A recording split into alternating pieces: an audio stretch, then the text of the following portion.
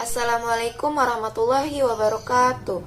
Perkenalkan, nama saya Susilawati dengan NIM 2008110035. Di sini saya akan menjelaskan tentang biografi J.L. Austin, salah satu tokoh filsafat bahasa. John Langsau Austin adalah ahli filsafat bahasa berkebangsaan Britania Raya. Ia juga seorang profesor di Universitas Oxford yang nampaknya meneruskan garis pemikiran filsafat bahasa Wittgenstein. Namun demikian, Austin memiliki perhatian sangat kuat terhadap bahasa biasa dalam arti penggunaannya dalam pergaulan sehari-hari. John Langsau Austin lahir di Lancaster pada 26 Maret 1911.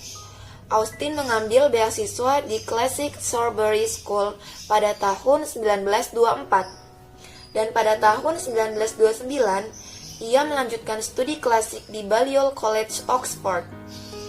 Ia pertama kali mengajar di British Intelligence Corps.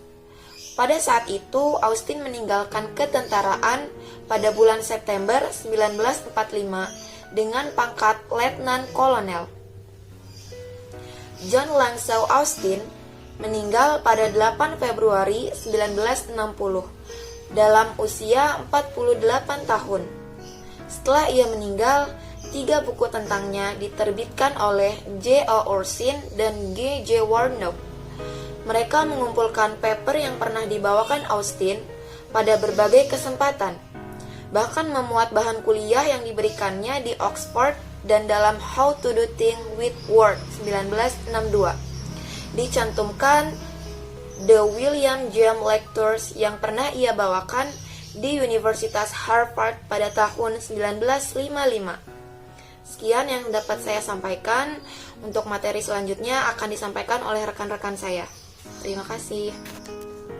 Assalamualaikum warahmatullahi wabarakatuh. Saya Gita Silviana, NIM 208110009. Saya ingin menjelaskan tentang karya dan pemikiran J.L. Austin.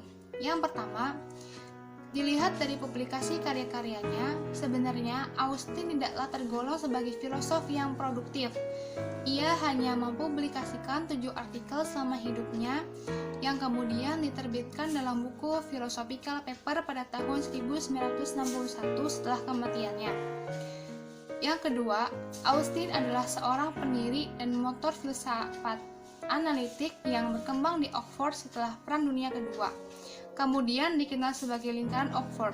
Yang ketiga, yang mereka tolak adalah positivisme logis yang mereduksi bentuk tuturan pada pernyataan deskriptif yang dapat ditemukan nilai benar atau salahnya, yang artinya bentuk tuturan lain dianggap tidak bermakna. Yang keempat, Austin dan para koleganya menyatakan bahwa bukan hanya tuturan deskriptif saja yang bermakna, melainkan tuturan performatif, askriptif, dan lain-lain. Tulisan ini menguraikan pandangan Austin mengenai kebenaran dalam artikel yang terkenal yaitu Truth pada tahun 1950. Pengaruh dan pendekatan J.L. Austin. Menurut Shirley, ada 2 faktor yang membuat pengaruh Austin sedemikian besar. Yang pertama, Austin memiliki suatu ide yang orisinil mengenai bagaimana filsafat harus dilakukan. Yang kedua, ia memiliki intelektualitas dan kepribadian yang kuat yang dapat nampak di mimbar kuliah, namun terutama dalam diskusi-diskusi filosofis, baik bagi para mahasiswa maupun kolega dosennya. Faktor kedua ini nampak dalam diskusi-diskusi informatif yang dilakukannya bersama dengan para kolega dosen.